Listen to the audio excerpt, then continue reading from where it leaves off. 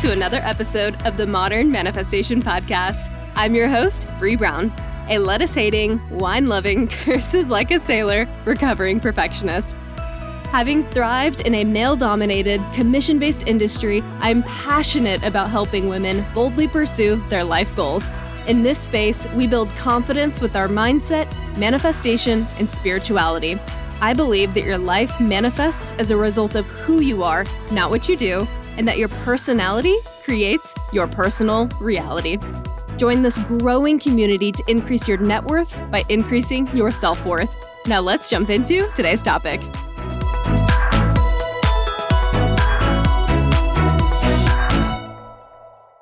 Hello, my beautiful souls, and welcome back to the Modern Manifestation Podcast. In today's episode, we are talking about something I brought up in the last episode, the terror barrier. It's one of my favorite topics, and you're going to hear why. But before I jump into today's topic, I wanted to address a couple things. First of all, I wanted to say thank you, Emily, for your recent Apple review. I did read it, and I really appreciated not only the length, love that, but also all of the feedback that you had as a part of it. And yes, I do read all of these reviews. And I also especially love that you said that you disagree with me on some things, because I don't want any of you to agree with every single thing I say. I don't. That's not a healthy relationship between the two of us. I want you to question things that I say, figure out what resonates and what doesn't. We operate in our own spheres of influence. We operate within our own realities. So while I hope that things I say are helpful, they are never, ever intended to be taken at face value as fact. Always figure out what applies to you and what doesn't. And take the things that resonate and that really help you and leave the rest behind. So thank you so much for everything you wrote in your review. I thoroughly loved it. I found it entertaining, and I really appreciate you for taking the time to write that. Okay, now let's jump into today's topic. And y'all, tonight I had very different plans for what I was going to do with my evening. I poured a glass of wine, I had a cheese board out, and I was ready to finish up This Is Us because I'm on the final season and I have a few episodes left. And I'm sitting there, and I just posted the other podcast episode. And I sit down, I'm getting all comfy, and all of a sudden I'm just I have this naggy feeling. Not really naggy, it's more excited feeling, oh, I just really want to do that other episode. And you know what? I grabbed my glass of wine, I got myself in here, and I decided that we're going to go ahead and just record this episode. Because for whatever reason, I'm feeling myself this month. And so we're just going to keep this momentum going. And I'm a firm believer that when the energy strikes, when you're feeling excited and you're feeling that spontaneity and you're feeling that good energy that a new idea or action creates, you just got to go with it. So that's one little bonus tip to today's episode is if you get that spark, just run with it. Just do the thing. So as an example, cold calls is a big part of what I do. And sometimes over the weekend, I all of a sudden have the urge to do it. And you know what? I just do it. It doesn't matter that it's a Saturday or a Sunday. Yes, I want to be cognizant of my mental health. And yes, I want to be cognizant of the fact that it might be weird that I'm leaving a voicemail for someone on a Saturday or Sunday. But I just run with that excited energy when it presents itself because I feel like there's always a reason it's there at that time. And then, of course, I give myself permission. If I did end up working a little bit over the weekend, I'll give myself time during the week to take off. And of course, I have the privilege of doing that because I'm commission-based and I'm in sales. And I don't want to get off on too much of a tangent about this topic, but just run with the energy when it comes to you. And I think that's going to be very appropriate to leading into today's conversation about this terror barrier because it's very much tied to that conversation, and you'll see why. Okay, so what is the terror barrier? First of all, this is a concept. The first time I heard about it was when I was taking Bob Proctor's Born to Be Rich lecture series. And when he talked about this, all of a sudden, so many things clicked in my brain. Why, whenever I was younger in sales, why it took me so much longer to be able to pick up the phone and make cold calls. Why that was so scary to me at first, why it was so frightful, why I felt as a woman, I didn't have a place in sales. So many, and not just in sales, right? Not just in career, but so many aspects of my life. There were times when I ran up against this terror barrier, and there were times I crossed, and there were times I didn't. I shied away. But when he put a name to this, all of a sudden, it just made so much sense for me. So, the terror barrier is the invisible line between what you know and what you do not know. In other words, your known and your unknown. It is the threshold that you have to cross in order to manifest the things you want in life. And I know that's not going to be comfortable for a lot of people to hear. But you have to cross this barrier to make change. It is the brief pause you take before you decide to do something radically different, even if and when it scares the shit out of you, instead of talking yourself out of it. So the terror barrier is really that fork in the road between the decision to act and the decision not to act. The moment that decides whether we stay on the same path or we potentially up-level to a new one or just change directions. And all it takes to cross is the decision to step into this unknown. A decision and a commitment to take the action that scares the hell out of you. No one has ever manifested the life of their dreams by staying comfortable, by maintaining that status quo, by staying exactly where they are, staying safe the whole time. And as Bob Proctor said in his seminar, you will step forward into growth or you will step back into safety. But safety can also be a prison. Bad habits are a prison. And only those who take risks are truly free. So just let that marinate for a second, because this rocked me. You're either stepping forward into growth or backward into safety. So this illusion of really staying in the same place doesn't really exist.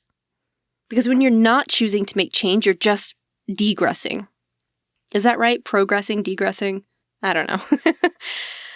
So you can either cross this terror barrier, or you're not going to experience any positive changes. Only those who take the risk to cross are truly free. Safety can be your prison, your old routine, your bad habits. These can all be your own personal prison. And sometimes we know exactly what our prison is. Maybe our prison is that we don't manage our time well. Or maybe it's that we don't fix our sleep schedule.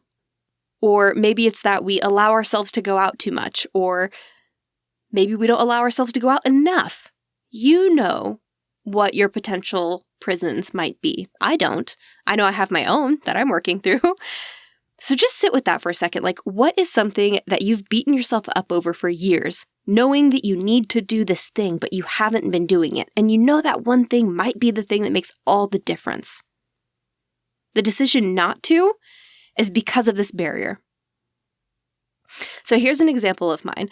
When I was 18, I had my first experience, or at least the first experience I can remember with the terror barrier. I was a receptionist for this company called Vector Marketing, or AKA the Cutco Knives. Yes, I'm sorry to all the people that I'd cold called back then. My apologies. I was one of those kids. So I was working as a receptionist at first, taking calls, setting meetings, and I did this for about 2 months.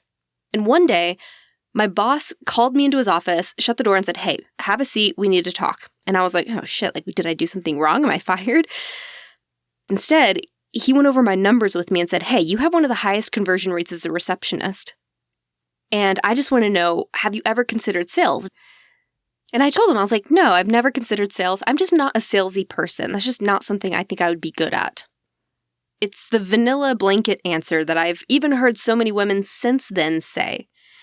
And it has nothing to do with our capability or having the personality for sales. It has everything to do with our conditioning. And I was conditioned to believe that that's not what women did. Even though I've always been very much like women empowerment, feminism, woohoo!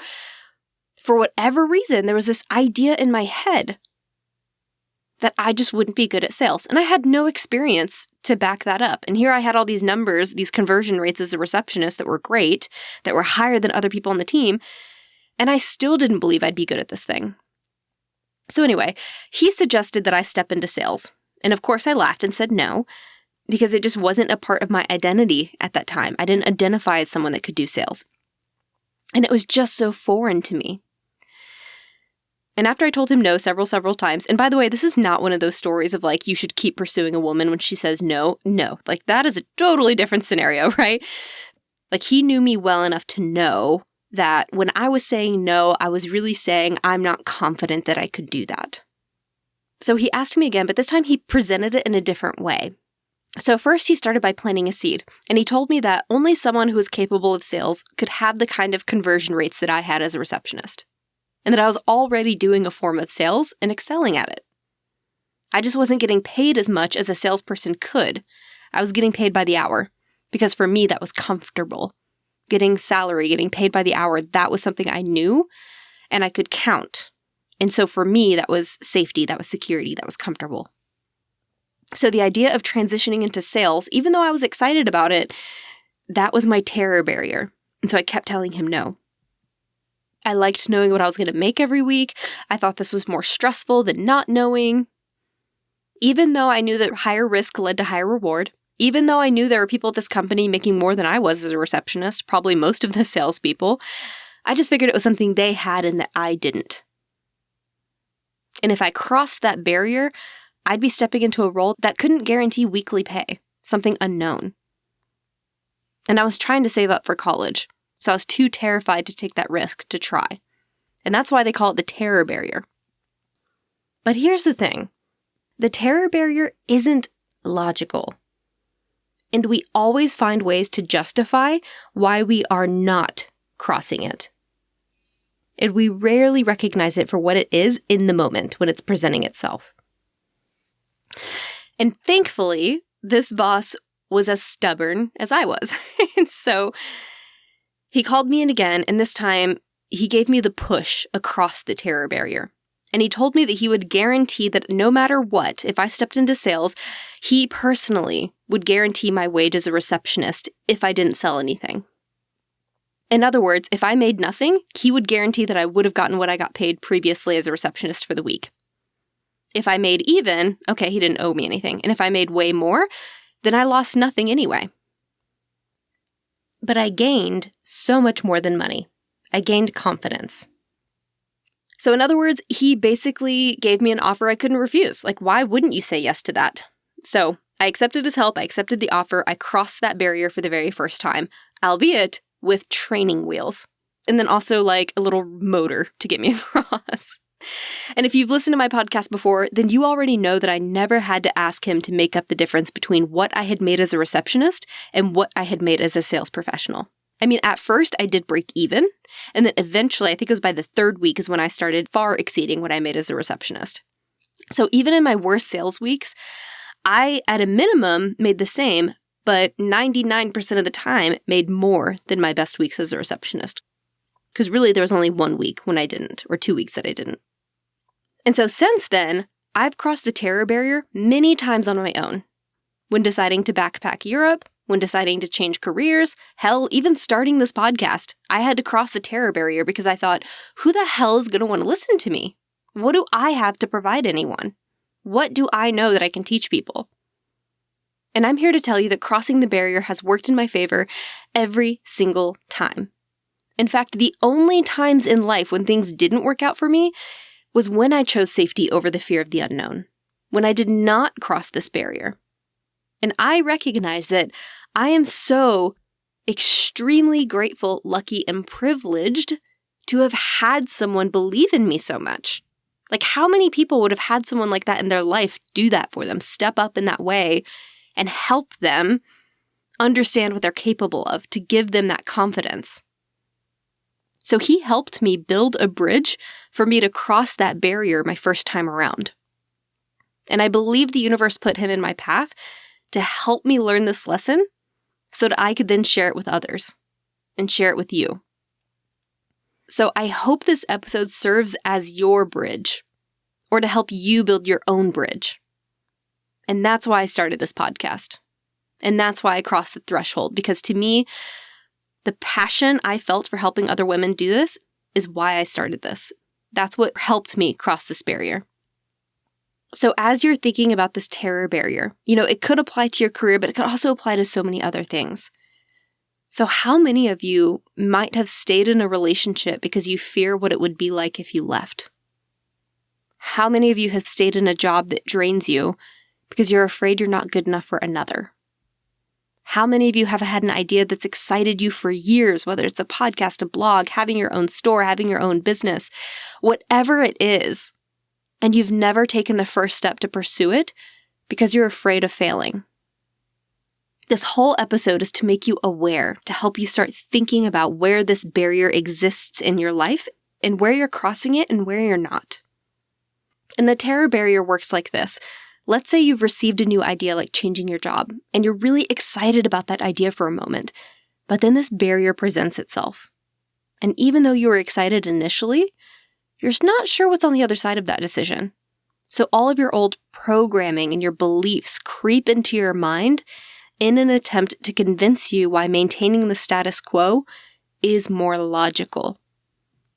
And most people will acknowledge this intellectual reasoning and let that be the end of a new idea.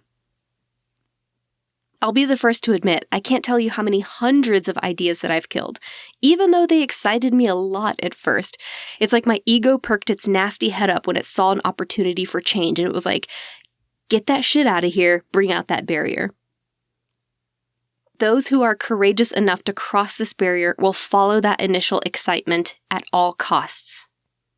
And that's why I wanted to bring this conversation up after we talked about passion, because passion's going to help you cross the barrier more often than if you didn't have passion.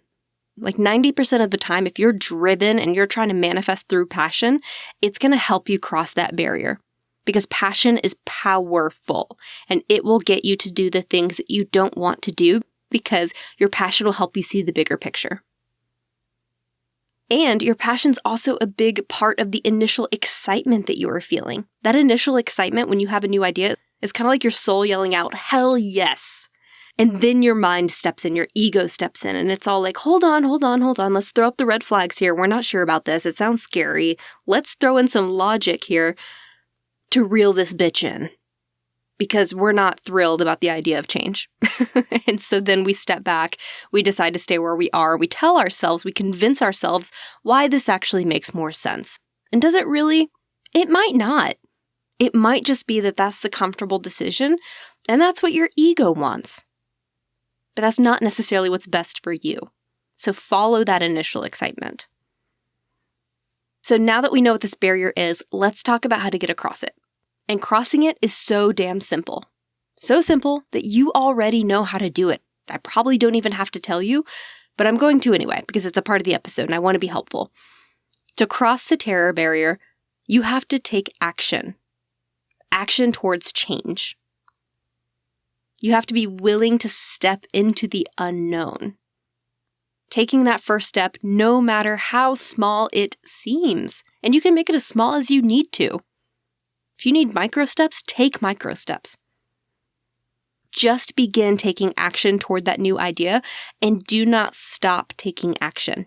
Don't just take one small step and then stop. You have to continuously keep taking small steps, and the barrier is going to keep presenting itself, and you have to keep crossing. So using the example of that career change, the person who crosses the terror barrier might start to look at requirements they need for a new job. They might look on Glassdoor. They might research companies that align with their new shift. They might even talk to a recruiter or tell their network that they're looking. Perhaps they take a bigger jump and even begin applying. They take action and they keep taking action. They don't just stop after one or two things. Crossing the barrier is not a one-time event. It's not something you do once per idea, as much as I wish that were the case. You'll have to make a continuous effort, a commitment to continue crossing this every single day with every single task. Most people might only cross this barrier a few times in life, only to hop back over into safety as soon as they can, claiming they tried. They might hop over the barrier, take a few actions even, over a span of a few weeks, and then decide it's not working and go back to their old ways before they've had a chance to see their actions become fruitful. Because the thing with manifestations, there's always a delay, right? So you make the decision to cross the barrier, you start taking these actions, and then it's going to take a minute for your reality to catch up. And for some people, they decide to hop back over to their comfort zone before this reality comes to fruition. And then what do they say? See, I told you this manifestation thing doesn't work. When in reality, they didn't give it enough time to try, to see. In the times I've done this in my life, it's always been directly correlated to my self-worth. I didn't think it was going to work out anyway, even though I was taking the action, so I might as well just stop. I would say 9 times out of 10, my self-worth, my confidence is always the thing that makes me step back over to safety. So don't let that be you. You have to make a decision to keep taking actions toward your new idea, to lean into that passion, to grasp into that so that way it's helping you take these actions because you're so freaking excited about the idea. You're so passionate that you almost have no choice but to keep taking small actions. So passion is very much tied to helping you cross the terror barrier. And every time you take another action, you're beginning to override the programming that's screaming at you to stop. So taking action will help you dismantle some of those old beliefs you have that don't want you to keep going. Taking action will override your past conditioning. And eventually, the new idea that you were so excited about that you've decided to pursue will seep into your subconscious. But it'll take a few weeks, if not a few months. You have to keep taking the small actions. And once that new idea, that passion has had a chance to seep into your subconscious, things are going to change for you quite a bit. And it's going to be pretty profound for you to stop, take a moment, look back on the last 6 months and be like, holy shit, things have changed. Once your new idea is embedded into your subconscious, your reality will begin to reflect an entirely new scenario for yourself. And the question everyone asks is, well, how long will this take? Well, how deep is your internal programming? I have no idea what you have stored within you, and I bet you don't either. I don't even know what all I have stored within me. The point is, we don't need to know how long it's going to take or how deep some of our internal programming is. We just need to keep taking action, step by step, until one day we wake up and we realize that everything we wanted has come to fruition. We've completely altered our way of thinking, acting, being, doing. Our identity is completely different. The terror barrier never fully goes away. It's a decision and a commitment that you'll have to continue making. And over time, it does get easier to cross. So instead of an ocean, it's like a stream. And you'll eventually become someone who becomes resilient enough to withstand the fear that this barrier creates anyway. So it just doesn't seem like that big of a deal. You still feel it. There are still times when you second guess it, but you continue to take action because you know how rewarding that is for you at this point. You'll become someone who's so used to crossing it regardless that it just becomes more of a reminder than a barrier. You can do hard things. And there are so many beautiful ideas out there just waiting for you to say yes, to take action. And how different would your life be if you just said yes, accepted, and leapt forward? So if you want to hear more about the terror barrier from the expert himself, I will link some videos to Bob Proctor's lecture as well as his blog in the show notes so you can continue diving into this topic if it really resonates. And if you want some inspiration to help you choose that crazy idea or to help you find your passion, I highly, highly, highly recommend Elizabeth Gilbert's book, Big Magic. And I'll also link that in the show notes in case you're interested in checking that book out. So I hope this episode has encouraged you to find your passion, lean into it, and cross the terror barrier. Say yes to the things that you've postponed saying yes to. Thank y'all so much for hanging out with me today. Have a fantastic rest of your week, and I will catch y'all in the next episode. Until then, go out there and manifest some miracles. I hope y'all enjoyed today's episode. If you want to check out the show notes, head over to www.themodernmanifestation.com/blog. If you're loving this podcast, please drop me a review, share this episode with a loved one, and follow me on Instagram @modernmanifestation. I love y'all so much, and thanks for listening.